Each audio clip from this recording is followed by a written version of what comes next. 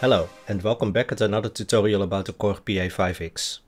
In this tutorial we are going to create our own arpeggiator patterns which we can use with the 4 pad buttons, and so that we can add them to any style that we want. And we are going to take a look at some very interesting concepts like polymeters, how to make your arpeggiator patterns more interesting, how to create chord specific kind of patterns. It will all be covered in this tutorial, and it's really easy to do once you know how to do it. First, let's load up a dance specific kind of style. We are going to use the feel good dance style for this tutorial. So select it in the dance category. So we have it available now, and on the 4 pad buttons we don't have any specific arpeggiator type of patterns. So let's try it. We are going to use variation 2.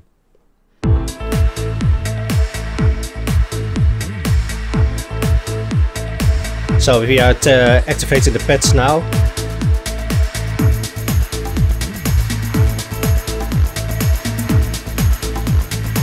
Well,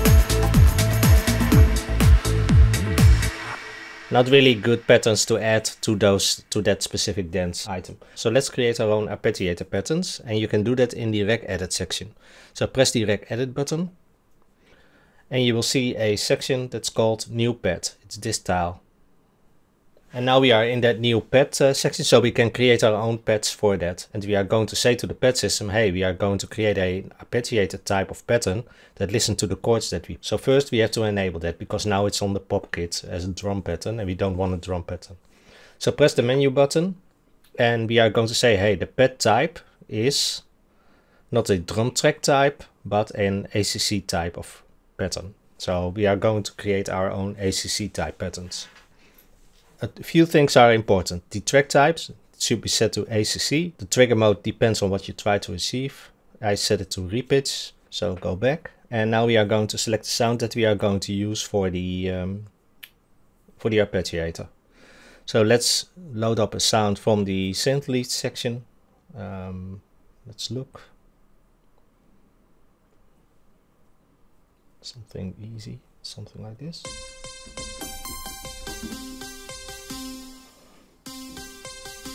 Yeah, this is a nice sound for an arpeggiator. So, okay, we have the meter gives that we are going to create a 4/4 arpeggiator type of pattern now. So let's set the metronome, and we are going to use a CV length of 1, and we are going to set the resolution at 1/16, which is basically the quantize function, and we are going to play the pattern in C major. If you want to play it in C minor or C minor 7 or C major 7, you can also select that one, or in A, whatever you prefer. But I'm going to play it in C major. So let's create a very basic pattern now. Press the play button to record it. So now we have entered that pattern, and on every beat we are playing a note. Well, we are going to say, hey, we are going to save this pad, and we can say where we are going to store it. Well, in your case you have user 01 to user 10. You can use your own one of those user banks. They are mostly empty, I think.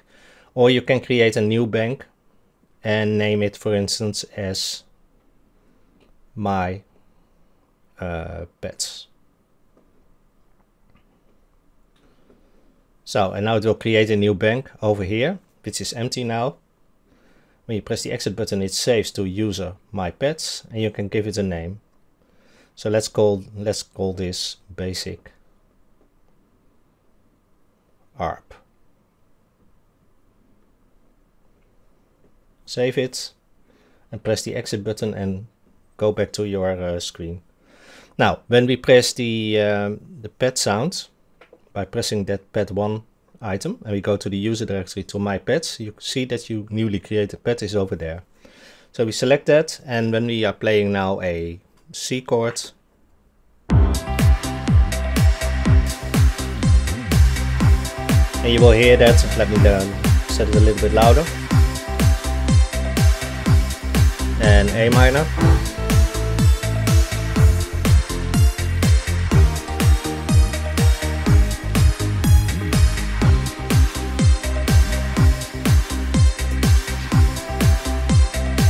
So it obeys the chord structure, and you have created a very simple arpeggiator pattern on top of your style. So you've created your own arpeggiator now, and it's on the pad 1 style. And if you want it faster, just enter the BPM.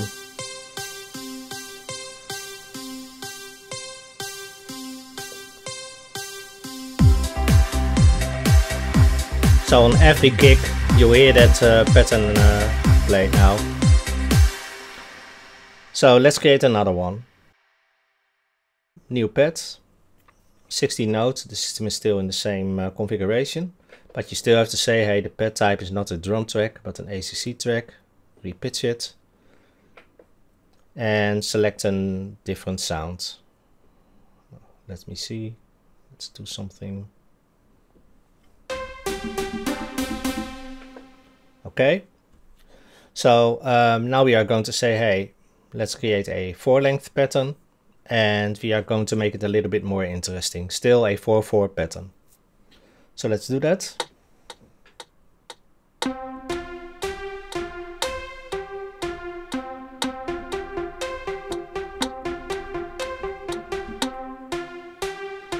So now we have entered a much more interesting pattern.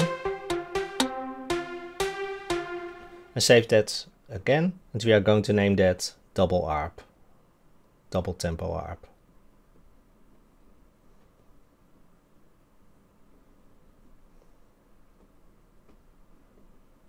Okay, done. We are going to select it again in the pad 1 to check it. We are going now to use the double tempo arp, and if you play it,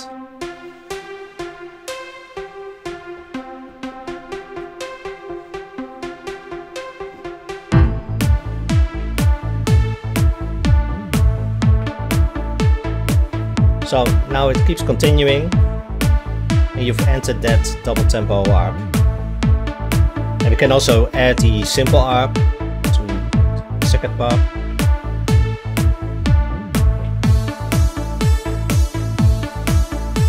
So now we have 2 arps combined.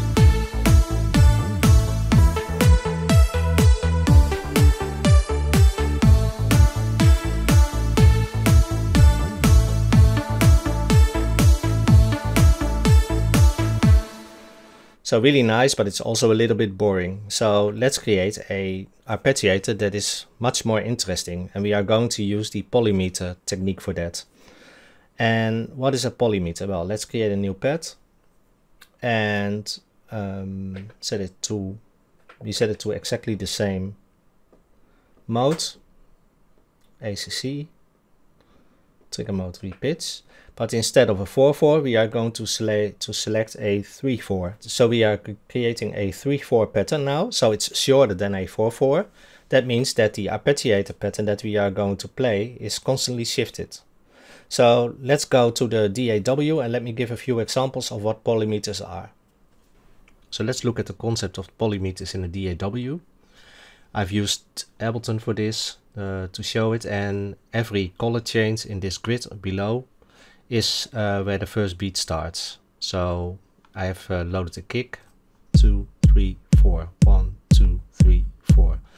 So it's a basic 4/4 element. So let's create a pattern really quick. 1, 2, 3, 4.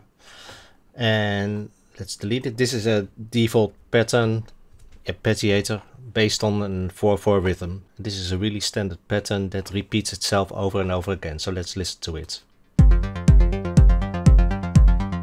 So on every beat you hear the same note. You see the C note on the first beat, second beat, third beat and fourth beat.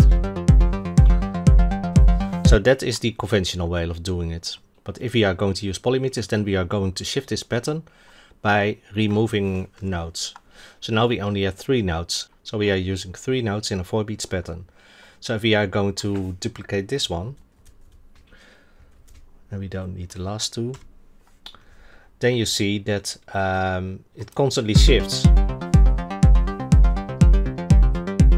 We have the C note on the first beat.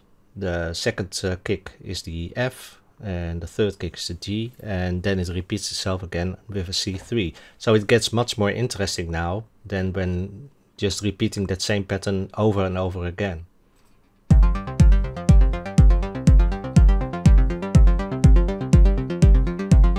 So even if it repeats the same pattern in that 4-beat measure, due to the shifting, it's harder and more interesting for the listener to focus on what is going on with your arpeggiator pattern. So if we are going to use a 5th 4 polymeter, now we are using 5 notes for that same 4/4 beat, and if we are going to repeat this one, we don't need this one, then it gets even more interesting and more unpredictable. And it still sounds like a great arpeggiator.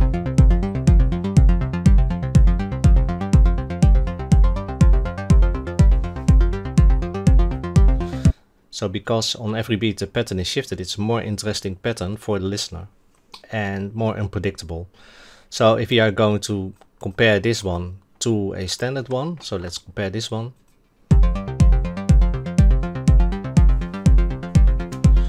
And let's make it a standard beat again.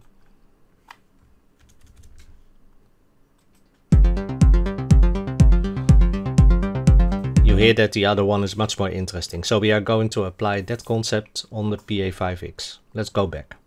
So we're back now on the Pa5x, and well, as we saw, we can enter different kinds of patterns now. So let's try that one. So first select a sound for that. Well, the sound that we just had, the transfield, is not a nice sound for that. So let's use a simple. Let's do that one, and let's see what happens then in a 4/4 pattern, and it counts to 3 now.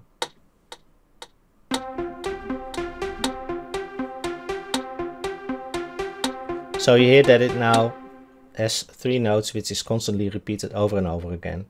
So we are going to name that one 3 arp polymeter.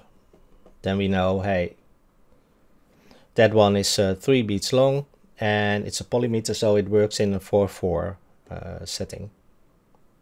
So we save that one now, and if we are going to use that in the dance style again, and we are going to add that polymeter now to the user 3 arp polymeter pad 1 section. So when we play the kicks now, you'll hear that 1, 2, 3, 4, 1, 2, 3, 4. And listen what happens now when we are activating a 3-note polymeter arpeggiator. It's instantly much more interesting because the start point constantly shifts on the beat. So 1, 2, 3, 4. So let me lower the BPM.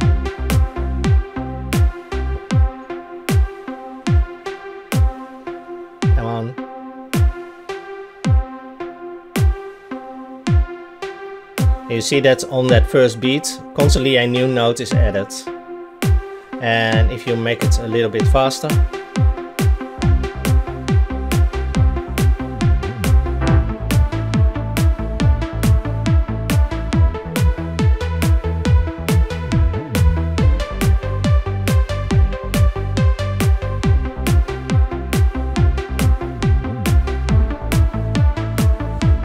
so that's really interesting to use it that way. And let's add a 5/4 polymeter. Let's do it again. New pad, go to the menu, pad type control, ACC, repitch mode, exit, select a sound, symphony category. Well, let's use a different sound now. So let's select transunison for this. Yeah. And we are going to say, hey, this is a 5/4 pattern. And the pattern that we are going to play is something with 5 notes. So let's check it. 1, 2, 3, 4, 5.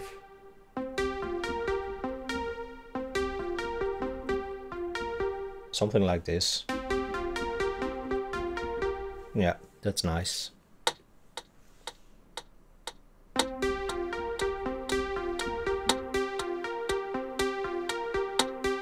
Yeah, that's nice. It's quantized. So let's save that one. Save pet.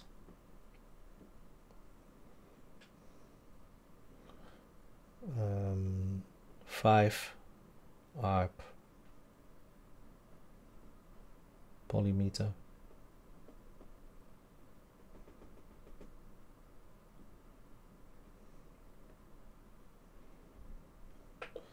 Okay, it's saved now. So let's select that one, user, 5 arp polymeter.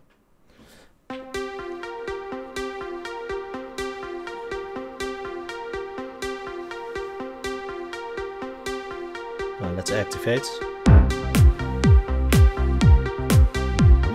And even it's much more interesting than the 3/4 because it consists more notes, so it's also shifts over more notes on every beat. And we can combine it with the other ones. Let's add the 3 arp, so the 3/4.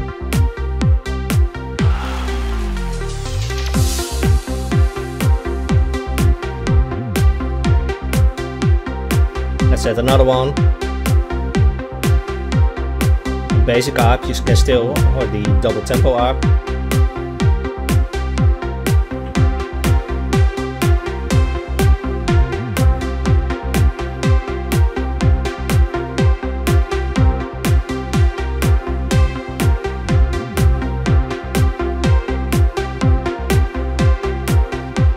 So very nice to have all those different polymeters as arpeggiators added to your style.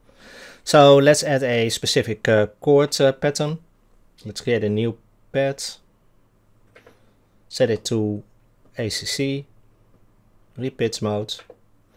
Let's use a sound for that.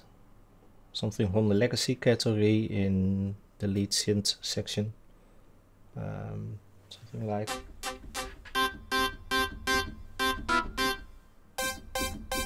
Yeah, this is a good one. And let's use a 1 1/5 for that.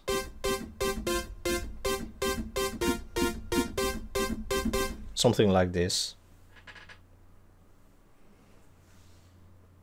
Let's set it to 4/4, and we are going to use this one in the 4/4 section. So let's record it.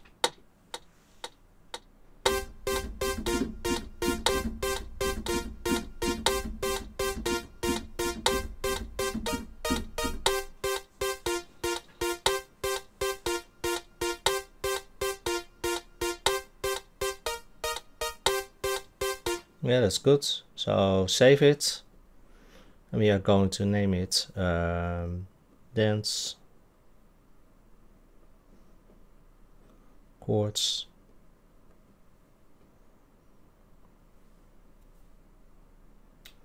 in my pads. Let's load it in the style dance chords. So let's try it.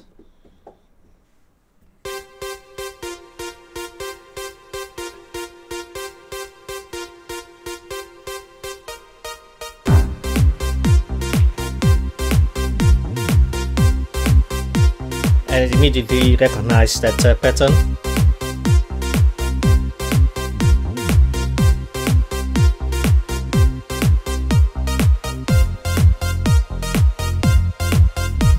And that works really nice. And we can add the arps, of course, to it. So let's add the 5 arp to it.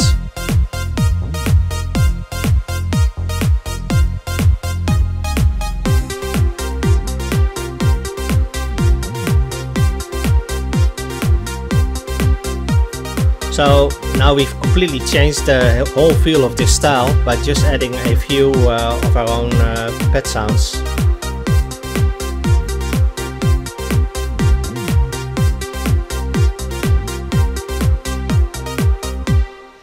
So now we know how to create our own pad sounds, but as we all know, you don't have anything like insert effects on your pad sounds, only you can send it to a master FX.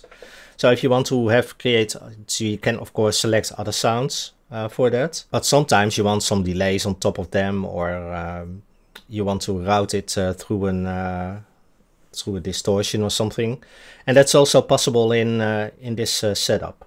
And you can even change the sound of the polymeters. For instance, if we have that polymeter sound now, we can press the menu button, go to track controls, and there have the sound edit section. And if we select that trans unison, we can say, hey, we want the cutoff lower,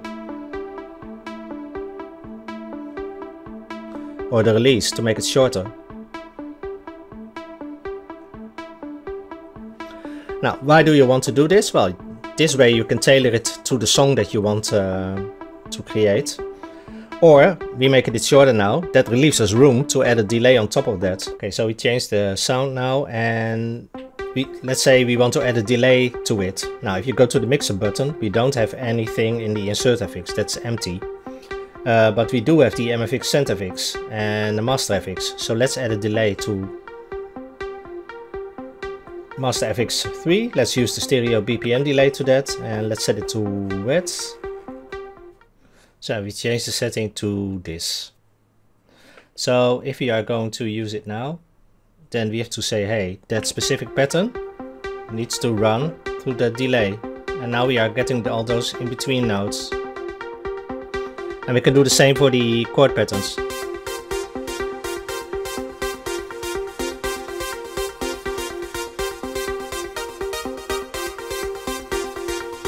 So now we have that used that two patterns, and we created that delay on top of them.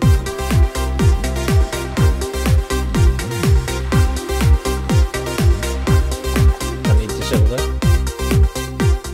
So let's select one of my own patterns now, this one, and I've used the same methods. I've created an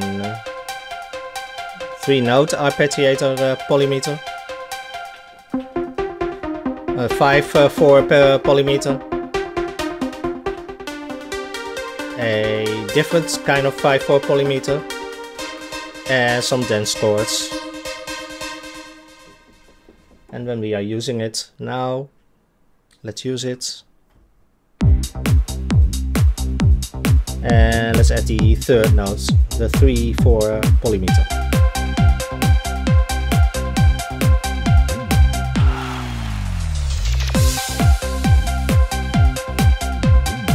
So it's constantly repeating now.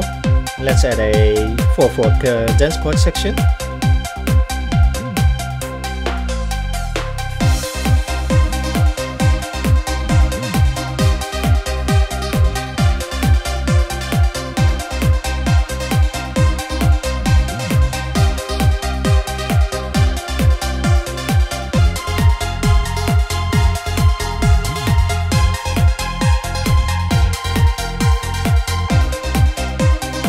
So really nice. Let's add a 5/4 polymeter, an extra arp on top of it.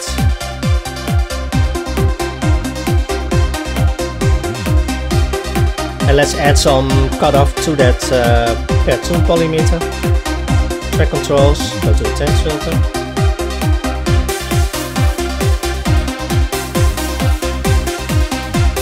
Make it longer.